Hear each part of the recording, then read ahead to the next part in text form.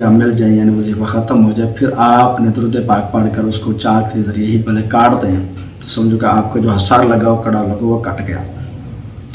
उसके अंदर बैठकर आपने अव्वल आखिर 41 मरतबा दुरूद इब्राहिमी पढ़ना है। ये जहन में रख लेना, पहले भी 41 मरतबा पढ़ना है, उसके बाद भी 41 मरतबा ही दुरूद इब्राहिमी पढ़ना है।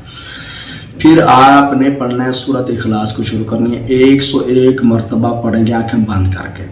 तसव्वुर में यही रखेंगे कि जो इसके मातहत पर यह है वो मेरे सामने आ जाए।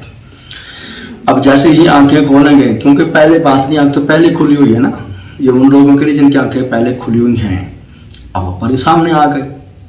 आप उससे शराइत तय करें, जो जो मामला तय करें। अच्छा, अब अगर कोई बंदा कहता है कि यार मैंने सूरत जो है ना आयत सूरत इखलास का जो है ना परी का वजीफ़ा है मैं शुरू में अमल कर रहा हूँ, तो अब मैं क्या करूँ।